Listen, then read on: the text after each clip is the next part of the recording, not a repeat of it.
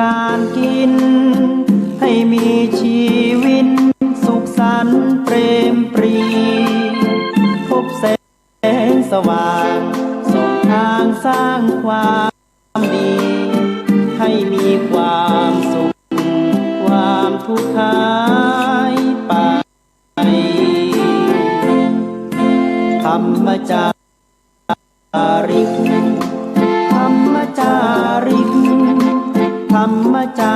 ริกธรรมจาธรรมจาริกธรรมจาริกจรัทธะภิกขเวจาริกังพหุชนะหิตายะพหุชนะสุขายะโลกานุกัมปายะเตเสทะภิกขเวธัมมังดูก่อนภิกษุทั้งหลายเธอทั้งหลายจงเที่ยวจาริกไปจงแสดงธรรมเพื่อประโยชน์เพื่อความสุขแก่มหาชนคนหมู่มากเพื่ออนุเคราะห์เจ้าโลกขอถวายความเคารพพระมหาเถรานุเถระครูบาสังฆเจ้าทั้งหลายจุตนจุองค์เจริญสุขเจริญธรรมพุทธบริษัททั้งหลายที่ได้ สดับรับฟังรายการธรรมะตั้งสถานีวิทยุวัดฝ่ายหินมหาวิทยาลัยเชียงใหม่ในคลื่น FM 104.50 เมกะเฮิรตซ์วันนี้อาตมาภาพพระครูปัญญาสังฆการท่านพระครูพรหมินทร์ผู้ช่วยเจ้าอาวาสวัดสลีโสดาพระอารามหลวงได้มาดำเนินรายการเสียงธรรมพระธรรมจาริกวัดสลีโสดาพระอารามหลวงในช่วงบ่ายวันนี้วันที่21มิถุนายนพุทธศักราช2564หลังจากที่ทุกท่านได้ทำการทำงานมาแต่เจ้าวันนี้เป็นวันเริ่มต้นของสัปดาห์นี้ในกลางเดือนก็ได้พักกินข้าวตอนรับประทานอาหารกันไปก็เข้าทำการทำงานกันในช่วงบ่ายบางท่านก็อยู่บ้านอยู่เฮือนได้มีวิทยุมีมือถือโทรศัพท์มีอินเทอร์เน็ตมีแท็บเล็ตมีโน้ตบุ๊กคอมพิวเตอร์อาจจะเปิดจะฟังเอาไว้เป็นสิ่งที่ทบทวนความรู้ในธรรมะจากครูบาอาจารย์ฆราวาสที่เปิ้นมีภูมิรู้ภูมิธรรมเอามาปั่นมาแบ่งให้กับทุกท่านในช่วงนี้ส่วนมากก็จะไม่ได้เดินทางไปที่ไหนจะอยู่ใน ช่วงในการระมัดระวัง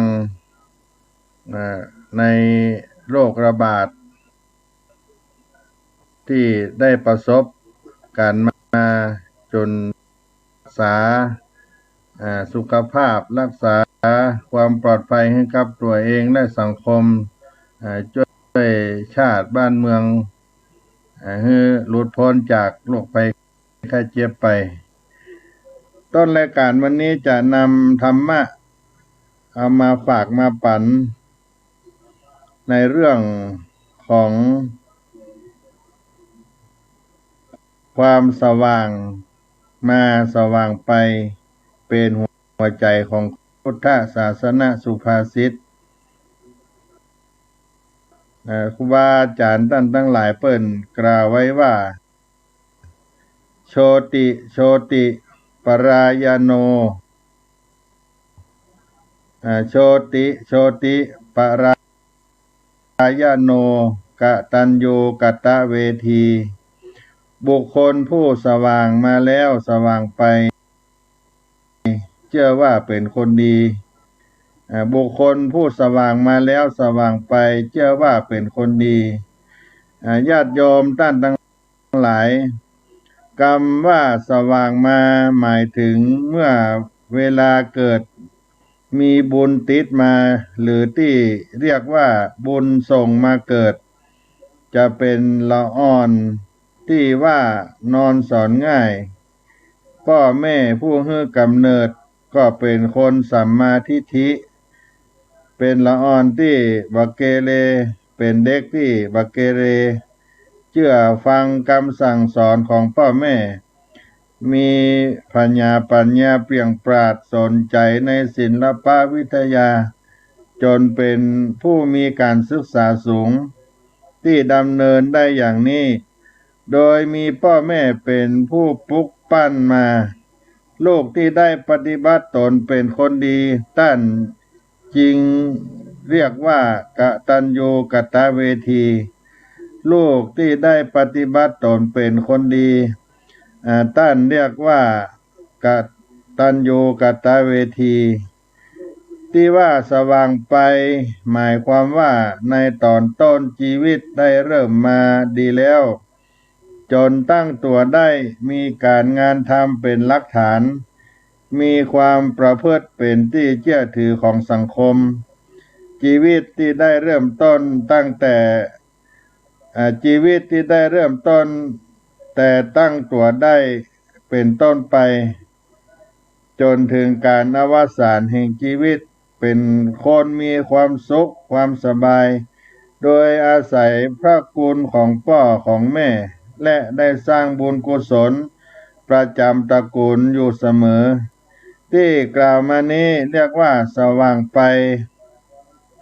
และเมื่อมี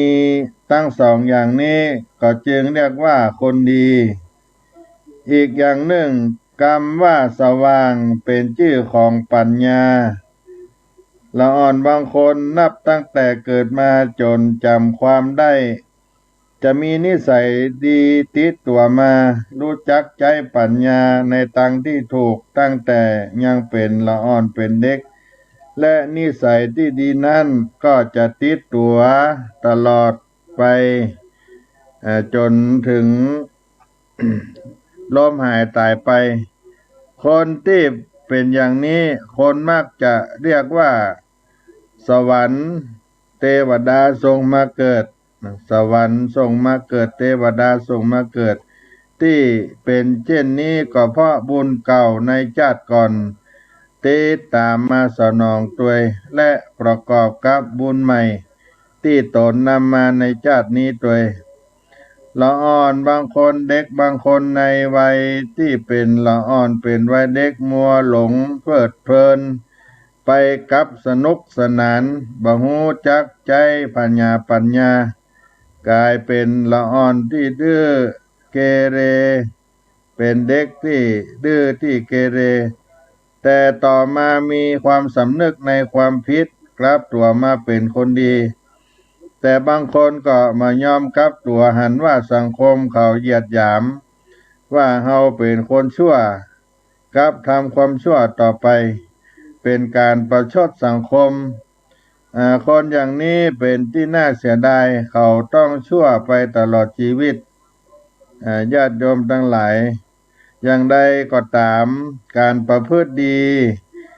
หรือประพฤติชั่วนั้นคนที่ประพฤตินั้นจะรู้ตัวของตัวเองได้ดีกว่าคนอื่นทั้งหมด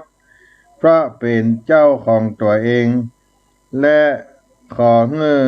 รู้ว่าชีวิตที่เราดำเนินอยู่ในขณะนี้สว่างหรือมืดถ้ารู้ว่าสว่างก็ขอให้กลับตัวรักษาแสงสว่างคือความดีนี้ต่อไปให้อยู่คงมั่นกับตัวเราอย่าให้แสงสว่างนี้ดับหายสูญไปถ้ารู้ว่ามืดก็จงใจปัญญาจุดให้แสงสว่างเกิดขึ้นต่อไปจะเป็นหนทางที่แก้ไขได้เป็นทางดีเพราะฉะนั้นบุคคลพึงหลีกเลี่ยงความชั่ว อันเป็นเหตุให้อนาคตดับมืดและจงรีบสร้างแสงสว่างเพื่อใช้ในการดำเนินชีวิตจะมีชื่อเสียงคุณความดีฝากไว้กับสังคมต่อไปและก็ฝากข้อคิดไว้ว่าตลอดชีวิตชั่วจะติดหลีกหนีสว่างมาสว่างไป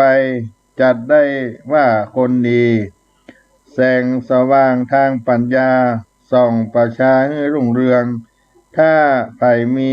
ลือดีจะปัดเปลืองสว่าง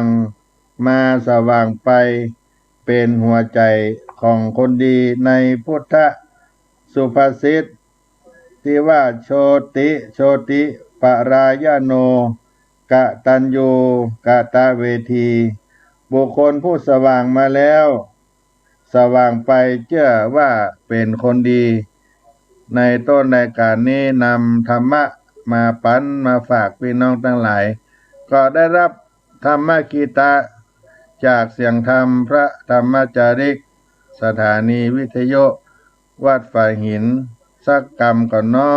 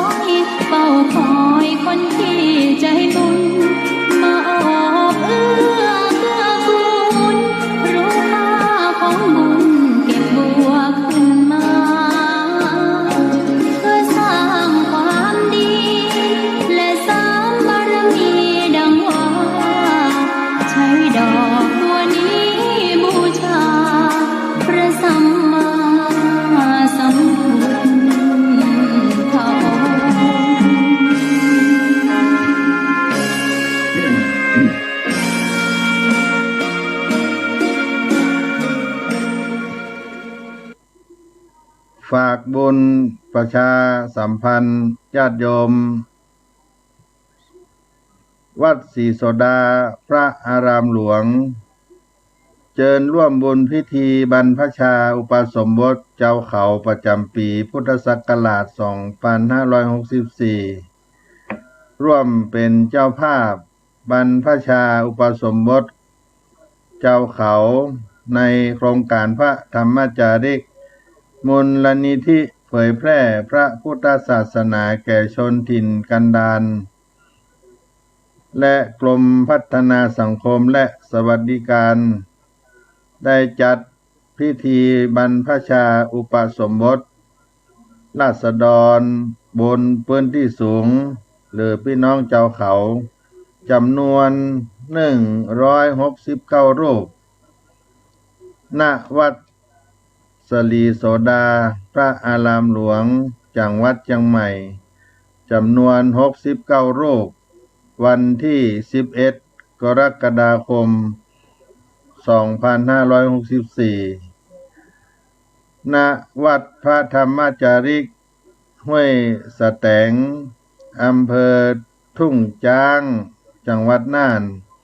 จำนวน25รูปวันที่12กรกฎาคมพุทธศักราช 2564 จังหวัดตาก ณ วัดพระธรรมจาริกต่อปราคีจังหวัดตาก ณ วัดพระธรรมจาริกต่อปราคีอำเภอท่าสองยางจำนวน25รูปวันที่13กรกฎาคม2564 จังหวัดแม่ฮ่องสอนหน้าสำนักงานพระธรรมจาริกจังหวัดแม่ฮ่องสอนวัดแม่ลาน้อยจำนวน25รูปวันที่14กรกฎาคมพุทธศักราช 2564 จังหวัดลำปางหน้าวัดพระธรรมจาริกวังใหม่ตำบลร่องเคาะอำเภอวังเหนือจังหวัดลำปางจำนวน25รูปในวันที่15กรกฎาคม2564เป็นสถานที่จัดงานบวชประจำปีพุทธศักราช 2564 บวชชาวเขาประจำปีนี้เนื่องจากสถานการณ์โรคไวรัสโควิด -19 แพร่ระบาดเพื่อป้องกันการแพร่ระบาดงานบุญใหญ่บวชชาวเขาประจำปีของพระธรรมจาริกจำเป็นต้องเปลี่ยนวิธีการปฏิบัติโดยการจัดบรรพชาอุปสมบทกลบุตรลูกหลานเจ้าเขาราษฎรบนพื้นที่สูงไปในจังหวัดต่างๆที่เป็นศูนย์อบรมศีลธรรมส่งเสริมพระพุทธศาสนาบนพื้นที่สูงพระธรรมจาริกประจำอยู่รวมแล้วจำนวน169รูปทั้ง5แห่งดังที่ได้ประชาสัมพันธ์ในสถานที่ไปตะกี้และก็มีโอกาสร่วมบุญได้ที่เลขบัญชี021 122 5401เลขบัญชี021 122 5401ธนาคารกรุงไทยสาขาสะพานขาวชื่อบัญชีมูลนิธิเผยแพร่พระพุทธศาสนาแก่ชนถิ่นกันดารหรือว่าท่านใดประสงค์รับใบอนุโมทนาบัตรในการร่วมบุญบรรพชาอุปสมบทบวชชาวเขาแจ้งชื่อที่อยู่รหัสไปรษณีย์พร้อมเบอร์โทรศัพท์ไปที่ Facebook วัดศรีโสดาพระอารามหลวงหรือว่าไลน์ของวัดศรีโสดาพระอารามหลวงคณะกองงานอำนวยการรับบริจาค การบรรพชาอุปสมบทปีนี้จะได้อำนวยความสะดวกในเรื่องใบอนุโมทนาบัตรให้กับท่านเจ้าภาพผู้มีความประสงค์ที่จะร่วมบุญพิธีบรรพชาอุปสมบทชาวเขาประจำปีพุทธศักราช 2564 ณ วัดสลีโสดาพระอารามหลวงนี้เป็นหลักนอกจากนั้นอีก4 แห่ง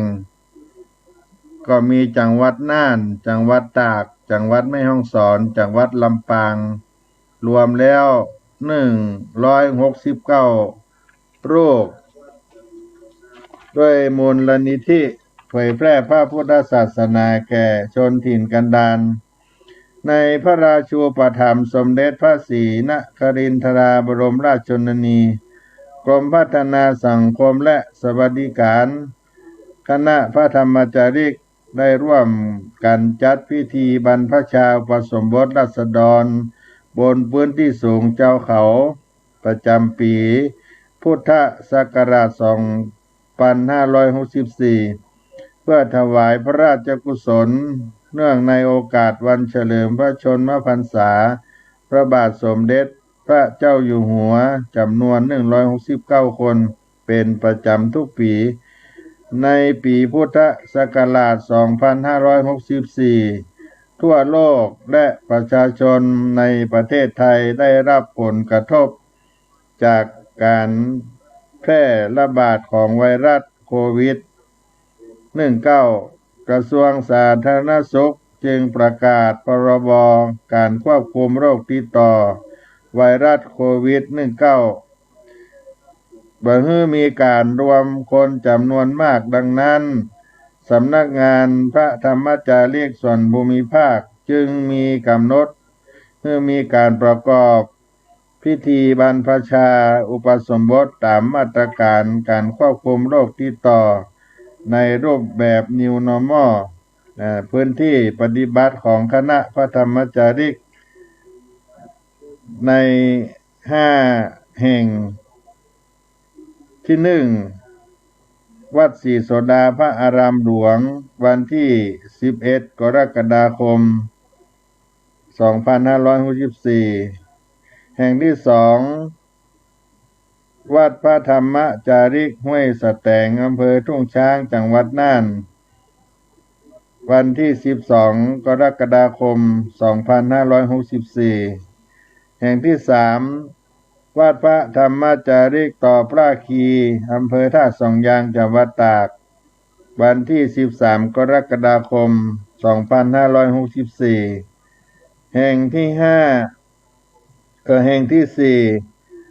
จังหวัดแม่ฮ่องสอนสำนักงานพระธรรมจาริกจังหวัดวัดแม่ลาน้อยอำเภอแม่ลาน้อยจังหวัดแม่ฮ่องสอนวันที่14 กรกฎาคม 2564 และแห่งที่5วัดพระธรรมจาริกวังใหม่อำเภอวังเหนือจังหวัดลำปางวันที่15 กรกฎาคม 2564 ก็ประกาศบุญกุศลเชิญชวนพี่น้องนักศีลนักบุญทั้งหลายได้ทราบข่าวสารการทำบุญใหญ่ในการเป๊กโต้บวชพระคณะเจ้าเขาประจำปี 2564 ในปีนี้โดยวัดสลีโสดาพระอารามหลวงนั้นเป็นแห่งใหญ่ลักใหญ่จะมาร่วมบุญกุศลก็มาร่วมบุญกันได้ที่วัดสลีโสดาพระอารามหลวงจนถึงวันงานในส่วนการบริจาคทาง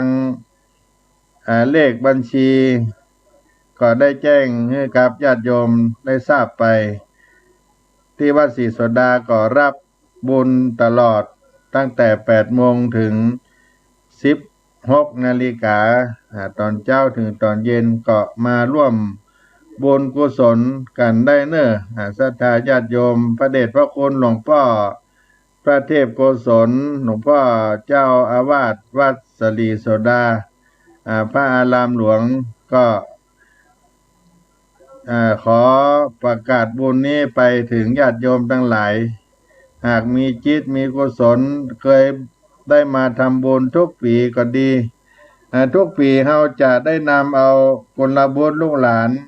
เจ้าเขาลงไปกรุงเทพมหานครวัดเบญจมาบพิตรไปที่กรุงเทพ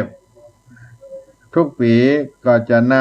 ำคณะทางคนบวชทางผู้ปกครองผู้ติดตามจำนวน15คันรถ16คันรถ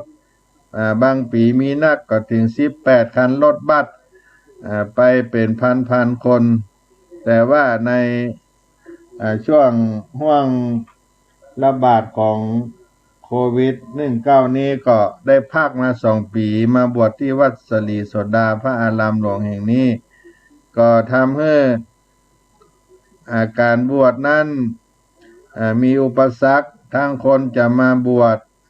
ชแล้วก็จะได้มีโอกาสศึกษาเราเรียนก็กลัวโรคระบาดที่กำลังวุ่นวายกันในตอนนี้ปีนี้ก็ตั้งจำนวนการบวชเป็นพระราชกุศลไว้169รูปจำนวน5แห่ง5สถานที่ในโอกาสหน้าโอกาสต่อไปถ้าหากบ้านเมืองสงบร่มเย็นปลอดภัยจากโรคร้ายมาเบียนก็คงจะเข้าสู่สภาพเดิมแต่ว่าถ้ายังบ่จืดบ่หายไปเตื้อเหมือนไปหลายปีอาจจะเป็นประวัติศาสตร์เอาไว้ในความทรงจำก็ได้เพราะว่าพี่น้องบนดอยก็บ่ได้ลงมาที่จังหวัดเชียงใหม่ก็ด้วยโรคระบาด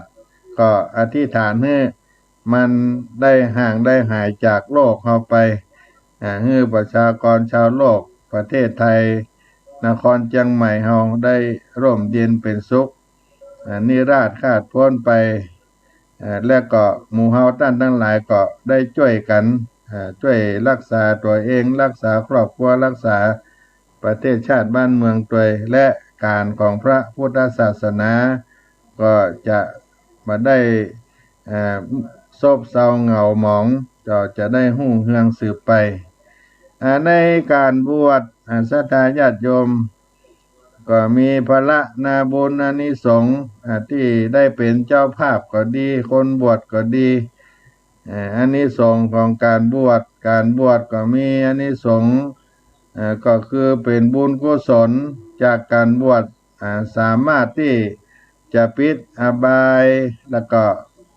เปิดทางไปสวรรค์แก่คนที่บวชเปิดทางสวรรค์กับคนที่บวชแล้วก็จะเข้าสู่สวรรค์ได้ง่ายส่งผลโดยตรงก็คือพ่อแม่ญาติพี่น้องผู้ร่วมอนุโมทนาผู้ที่เฮาอุทิศสามารถยกฐานะจากคนธรรมดาขึ้นเป็นส่วนหนึ่งของพระรัตนตรัยที่มนุษย์และเทวดาได้กราบได้ไหว้ผู้บวชจะได้ศึกษาธรรมะไว้เป็นแนวทางในการดำเนินชีวิตถ้าเมื่อสามารถได้เข้าถึงธรรมบรรลุธรรมในเบื้องต้นจนถึงเบื้องสูงมีมรรคผลนิพพานเป็นแก่นสารในที่สุดหากว่ายังบ่ได้บรรลุธรรมในชาตินี้บุญกุศลอันมหาศาลจากการบวชก็ย่อมบ่ไปสูญหายสูญเปล่าจะได้สั่งสมไว้เป็นรากฐานของการบรรลุธรรมในชาติต่อไปและก็ยังส่งผลให้ความเจริญรุ่งเรืองในร่มเงาของพระพุทธศาสนานานไปถึง64กับกันผลบุญกุศลอันมหาศาลจากการบวชก็จะไปตัดรอนวิบากกรรมที่กำลังส่งผลจากนักก็ให้เป็นเบาจากเบาก็หายแม้ตายก็ไปดีบุญกุศลอันมหาศาลนี้ก็จะช่วยส่งผลให้มีความก้าวหน้าในหน้าที่การงานช่วย พลิกวิกฤตของชีวิตให้เป็นโอกาสได้โดยง่ายในอ่าอีกอย่างหนึ่งก็เป็นการสร้างความสมัครสมานสามัคคีให้เกิดขึ้นแก่พุทธบริษัทสี่ทางผืนแผ่นดินเพื่อให้ทุกภาคส่วนมีบทบาทในการช่วยการฟื้นฟูศีลธรรมพัฒนาท้องถิ่นให้มีความเจริญรุ่งเรืองทางศีลธรรมซึ่งจะก่อให้เกิดความสงบร่มเย็นบนผืนแผ่นดินไทยและสามารถผ่านพ้นวิกฤตไปสู่ความเจริญในอนาคตได้อย่างรวดเดียวประการหนึ่งก็เป็นการสร้างผู้นำทางศีลธรรม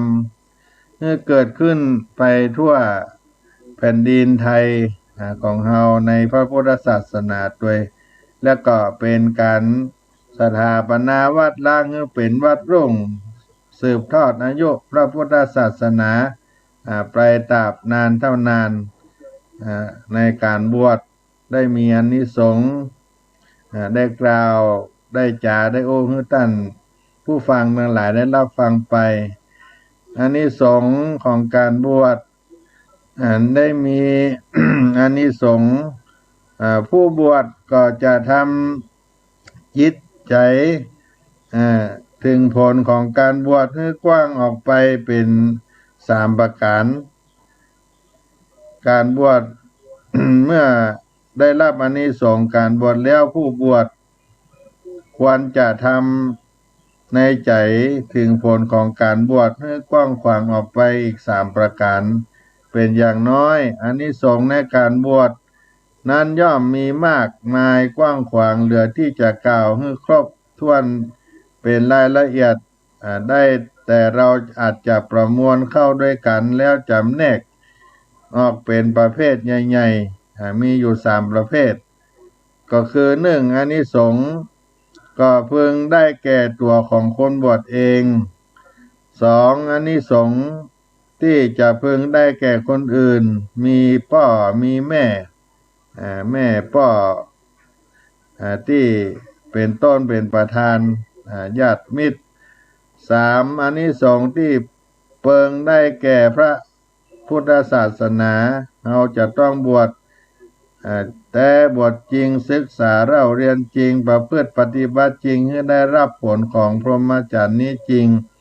แล้วก็พยายามสั่งสอนคนอื่นสืบต่อกันไปจึงจะเป็นการสืบอายุพระพุทธศาสนาเป็นเครื่องบูชาตอบแทนพระคุณของพระพุทธองค์สัมมาสัมพุทธเจ้าได้แท้จริงในอานิสงส์ในการบวชในเรื่องมหินตากุมารนั้นได้กล่าวไว้ในธรรมมหินตากุมารอานิสงส์บวชบวชสามเณรมีอานิสงส์4กับเป็นภิกษุมีอานิสงส์8กับเอาลูกคนอื่นมาบวชเป็นสามเณรมีอานิสงส์2กับเป็นภิกษุเป็นผู้เจ้ามีอานิสงส์4กับผัวเมียบวชเป็นสามเณรมีอานิสงส์8กับเป็นภิกษุมีอานิสงส์16กับผู้มีศรัทธาบวชตนเองข้อที่4ผู้มีศรัทธาบวชตนเองเป็นสามเณรมีอานิสงส์16กับเป็นพระภิกษุมีอานิสงส์18กับอุปมากับเป็นดังหินศิลาก้อนสูงปันวากว้างปันวา100 ปีทิพย์100 ปีทิพย์ไหนเตื้อเทวดาเอาผ้าทิพย์เอามากวาดมาลวดละที100 ปีก็เอาผ้าเทวดาก็เอาผ้าทิพย์มากวาดบนมหินก้อนนั้นที่สูงปันวากว้างปันวาจนเมื่อใดก้อนหินนั้นค่อมเลื่อนเปียงไปเป็นดังหน้ากองเป็นดังแผ่นดินเลื่อนเกี้ยงเลื่อนเปียงเป็นดังหน้ากองใจเมื่อใดดังอานิสงส์จึงได้ชื่อว่ากับ การบวชอยู่ที่เฮาได้ฮัดได้ฝึกกายวาจาใจให้มีระเบียบเรียบร้อยดีงามคนที่บวชแล้วเป็นคนศกเป็นบัณฑิตคนที่บวชแล้วเป็นบัณฑิตจะต้องรู้จักศาสนาพิธีปฏิบัติในทางพระพุทธศาสนาไหว้พระอาราธนาศีลถวายสังฆทานจ้องทำได้ท่องได้ว่าได้บวชแล้วก็ทำให้เฮานั้นมีระเบียบวินัยในตนตัวเป็นคนที่มีมารยาทที่ดีที่งามการอู้การจาเป็นคนอู้ม่วนจาหวานเป็นคนอู้ดีจาดีมีวินัยมีระเบียบโบราณท่านสอนว่าจะดูสมบัติผู้ดีดูที่พระฝึกหัดกายวาจาใจที่ดีแล้วอานิสงส์ต่างๆญาติโยมก็ว่าหลายกับหลายกันแต่ละอย่างหนึ่งกับนั่นก็เหมือนนักแก่เต้ามาหินก้อนหนึ่งสูงได้ปันวายาวปันวาปี100 ปีติบเทวดาเอาผ้าติบมากวาดมาลวดให้มาหินนั้นเปียงเต้าเสมอดังแผ่นดินแล้วก็เปียงเหมือนดังหน้ากล่องใจเปียงเรียบดังหน้ากล่องเนี่ยก็เรียกว่ากับก็ถือว่าเมินนักแก่เหมือนกัน1กับยิ่งได้16กับได้4กับ8กับก็เป็นพระรานิสงส์ที่ได้เสวยผลในการบวชนั้นได้เป็นหลักใหญ่ๆที่ได้แบ่งไปนั้นก็มี3ประการคนที่บวชและก็คนอื่นที่จะได้รับอานิสงส์มีพ่อมีแม่เป็นต้นแล้วก็อานิสงส์นั้นได้แก่พระพุทธศาสนาทั้ง3ประการนี้จำแนกเป็นสิ่งที่เราจะประมวลออกมาให้ว่าสิ่งที่เราได้บวชแล้วจะเป็นพโยชนะพลานิสงส์นั้นอยู่3อย่างใหญ่ๆและก็คนที่เป็นเจ้าภาพโดยญาติโยมเจ้าภาพที่มาบวชพระบวชเณร คนที่เป็นเจ้าภาพจะให้จะหอม5 บาท10 บาท20 บาท1,000 บาท10,000 บาทเป็นเจ้าภาพทั้งนั้นก็จะมีอานิสงส์ในการเป็นเจ้าภาพอยู่บวชตู้บวชเณรเป็กตู้บวชพระได้มีอานิสงส์ข้อที่1ย่อมได้เกิดเป็นมนุษย์มีชาติมีขกูลที่สูงเป็นคหบดีเศรษฐีเป็นพระราชามหากษัตริย์สูงขึ้นไปอันที่2ย่อมเกิดในสถานที่รุ่งเรืองด้วยศีลสมาธิปัญญาในพระพุทธศาสนาเจริญด้วยศีลสมาธิมีปัญญาเป็นสถานที่รุ่งเรือง3ย่อมเป็นผู้มีศรัทธามั่นคงเป็นสัมมาทิฏฐิบุคคลเป็นบุคคลที่มีความหันที่ดีที่ถูกต้องอันที่4ย่อมเป็นผู้ทรงจำดีมีปฏิภาณปัญญาดีปฏิภาณว่องไวมีปัญญาดีอันนี้ส่งข้อที่5ย่อมมีอาชีพกิจการเป็นรากฐานมั่นคงตลอดไปข้อที่6ย่อมเป็นผู้มีเสน่ห์เป็นที่ฮักนับถือของมนุษย์และเทวดา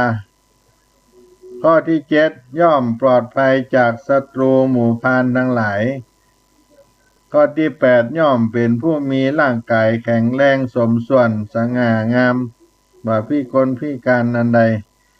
ข้อที่9ย่อมมีอิสระเสรีมีอำนาจมากเกิดขึ้นกับผู้ที่ได้เป็นเจ้าภาพบวชพระบวชเณรข้อที่10เมื่อยังบ่หมดกิเลสเมื่อตายไปก็ย่อมไปเกิดในสวรรค์เป็นเทวดาหรือเป็นพรหมดังนี้นี่ก็เป็นอานิสงส์ เจ้าภาพที่ได้เป็นเจ้าภาพบวชพระบวชเณรญาติโยมทั้งหลายอีกประการหนึ่งทาสบรรพชาเป็นสามเณรมีอานิสงส์สี่กัปสำหรับเจ้าภาพนะญาติโยมทาสได้บวชเป็นสามเณรมีอานิสงส์สี่กัปได้เป๊กเป็นตู้อุปสมบทเป็นภิกขุมีอานิสงส์แปดกัปได้บุตรได้เป็นผู้บรรพชาบวชเป็นเณรได้อานิสงส์แปดกัปได้อุปสมบทเป็นภิกขุเป็นตู้เจ้าได้อานิสงส์16กัปภรรยาเป็นสามเณรีบรรพชาเป็นสามเณรีสามีบรรพชาเป็นสามเณรได้อานิสงส์16กัปอุปสมบทเป็นภิกษุณีหรือภิกษุได้อานิสงส์32กัปบางท่านว่าได้ดังนี้สำหรับพ่อแม่ให้ลูกบวชเป็นพระก็จะได้อานิสงส์คนละ30กัปสำหรับคนที่เป็นผู้อุปถัมภ์เจ้าภาพบวชปัจจัยพ่อใจแม่ก็ได้อานิสงส์คนละ12กัปต่อ1รูปสำหรับท่านที่ช่วยเปิ้นคนละบาท2 บาทเล็กๆน้อยๆกำลังทรัพย์กำลังศรัทธาอย่างนี้เป็นต้นไปเป็นผู้ร่วมเป็นเจ้าภาพตั้งจิตเจตนายกขึ้นใส่เก้าใส่หัวก็ได้อานิสงส์เหมือนกันญาติโยมอานิสงส์รูปละตนละ8กัปดังนี้ในการได้รับอานิสงส์ข้อที่10และก็ข้อที่11ย่อมได้ดวงตาหันธรรมบรรลุมรรคผลนิพพานในอนาคตโดยง่าย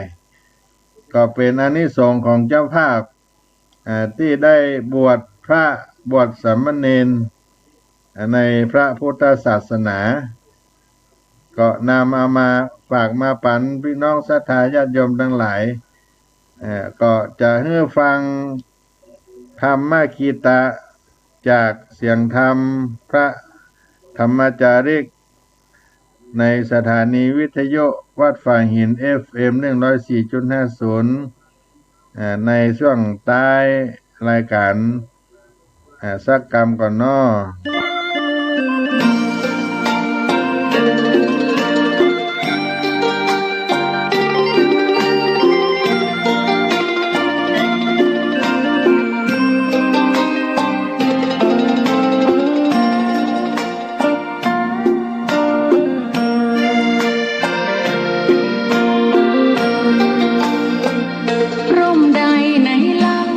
จะเย็นเท่าร่มโพทองทั่วลาศรัทธายกย่องร่มของพุทธศาสนายิ่งกว่าร่มใดกันแดดไฟฝนลมนาแผ่กิ่งก้านสาขาปกคลุมประชาทุกชีวิตเย็นใดไหนจะเทียมเท่าเย็นใจพระธรรมที่ทรงตรัสไว้เป็นความจริงใสตรัสไว้ด้วยดีผู้ทำเห็นเองไม่จำกัดการเวลานาทีผิดถูกแก้กันตรงนี้จะไม่มีเรื่องราวก่อกวนพุทธศาสนาเชื่อมมากับเมืองสยามวัดบ้านโรงเรียนเขตข้ามปฏิบัติตามแม่ยามเรรวนคิดทำสิ่งใดเป็นไปเพื่อประโยชน์ทั้งมวลทำดีละสิ่งยั่วยวนขนึงครวญทางสายกลางชนะในเล่าจะเทียมเท่าชนะตนยิ่งใหญ่ในทุกแห่งหนยิ่งกว่าชนะคนในสงครามไม่มีกลับแพ้ไม่มีเรื่องแย่มาลุกลาม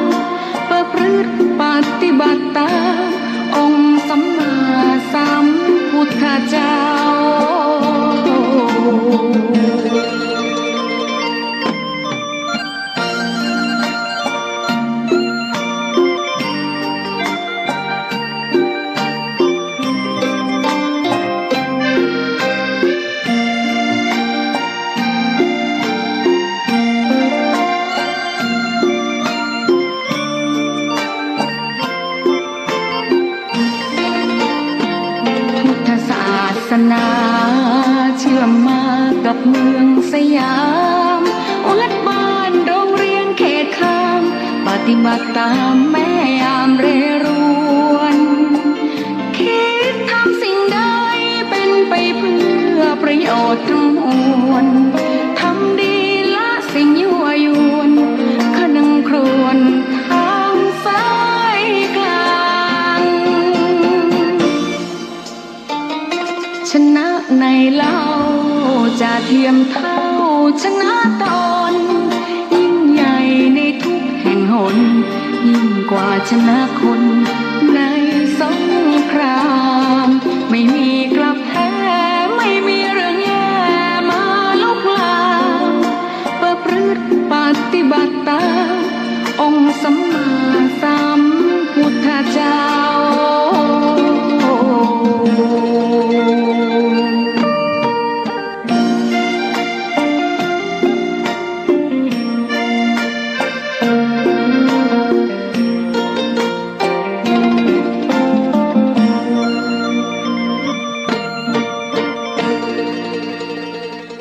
ศรัทธาญาติโยมพุทธบริษัททั้งหลาย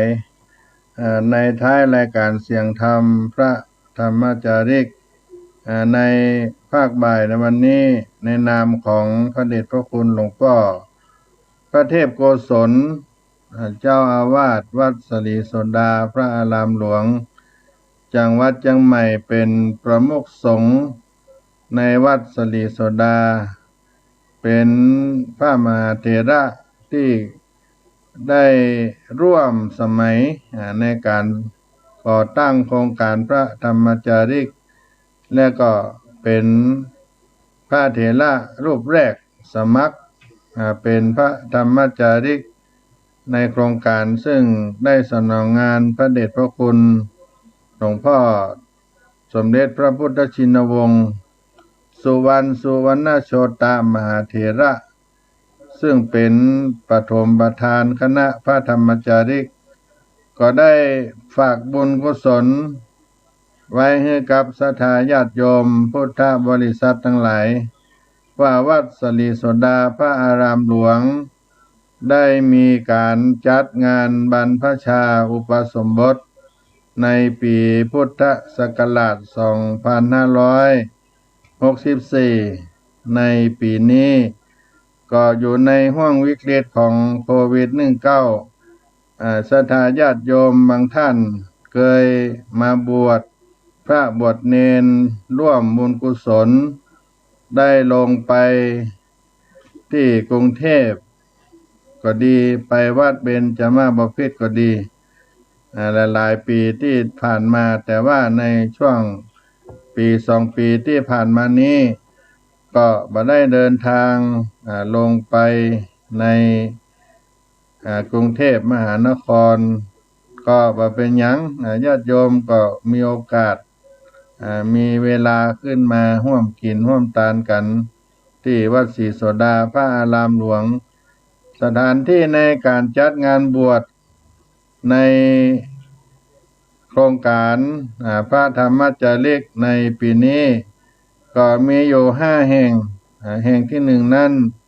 ที่วัดศรีโสดาพระอารามหลวงจังหวัดเชียงใหม่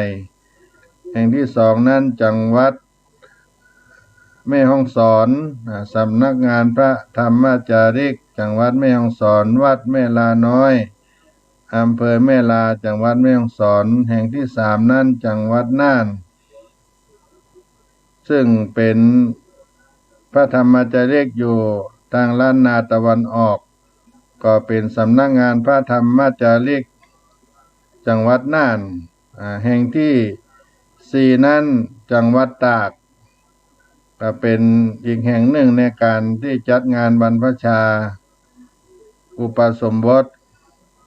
ลูกหลานสามเณรเจ้าเขาแห่งที่5นั้นที่จังหวัดลำปางวัดพระธรรมจาริกบางใหม่ในอำเภอวังเหนือก็จะเป็นสถานที่อยู่5 แห่งที่จะต้องได้แบ่งสถานที่ไปเนื่องในสถานการณ์โรคไวรัสโควิด -19 มาแพร่ระบาด งานบุญใหญ่ที่เราได้เคยจัดเคยทำก็จะต้องกระจัดกระจายกันเพื่อจะต้องเปลี่ยนวิธีการปฏิบัติให้ถูกต้องตามกระทรวงสาธารณสุขได้ให้คนละบทลูกหลานได้บวชได้ปลอดภัยในโรคระบาดที่กำลังมาเบียดเบียนอยู่ได้ร่วมเป็นเจ้าภาพบรรพชาประสมบทได้ที่วัดศรีโสดาพระอารามหลวงเป็นหลักในจังหวัดเชียงใหม่ในทางเฟซบุ๊กวัดศรีโสดาพระอารามหลวงทางไลน์ของวัดศรีโสดาพระอารามหลวงก็ไปเปิดดูญาติโยมมีมือถือมีอินเทอร์เน็ตก็คลิกเข้าไปเฟซบุ๊กของวัดศรีโสดาพระอารามหลวงไลน์ของวัดศรีโสดาพระอารามหลวงในบัญชี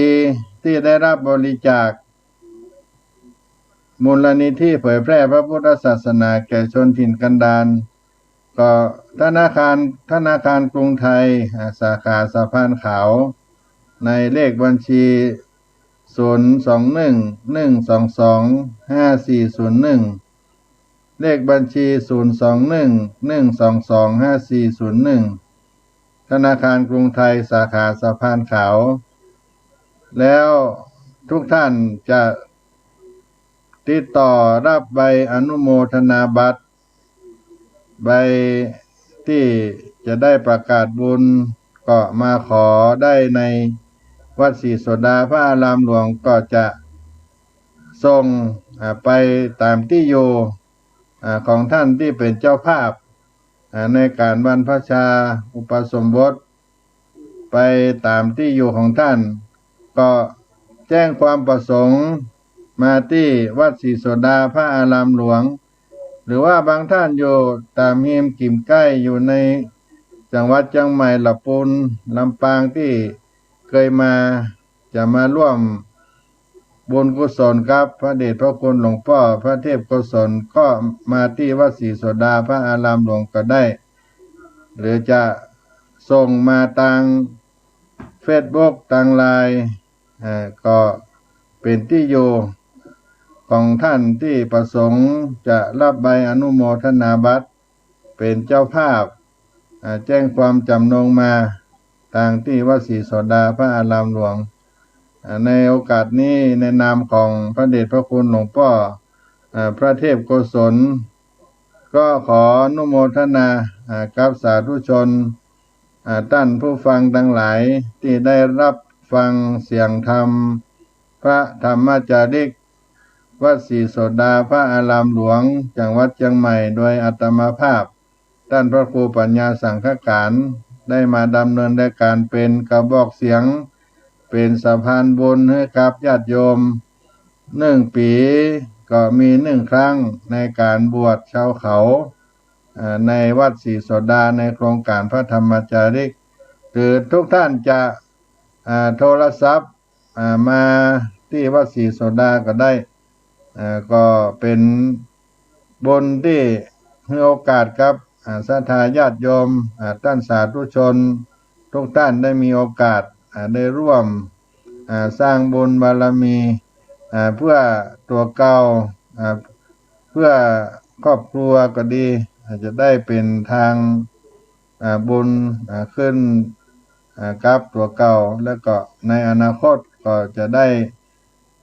ล่วงลับดับขันตายลาไปก็จะได้ไปเกิดที่ดีในสวรรค์แล้วก็หากว่าบุญกุศลนั้นจะกลับมาเกิดในต่อไปในมนุษย์ก็จะได้เกิดในตระกูลที่มีศักดิ์มีสีเป็นคหบดีเป็นพระราชามหากษัตริย์เป็นพระเจ้าจักรพรรดิในอนาคตสืบไปแล้วก็ในห้วงสุดท้ายของคำสอนในทางพระพุทธศาสนาก็คือความหลุดพ้นการเข้าสู่นิพพานดับจิตดับกายต่อไปก็ให้สั่งสมบุญกุศลกันไปคนละเล็กละน้อยก็เป็นกระบอกเสียงบุญในช่วงบ่ายวันนี้ก็จะได้มา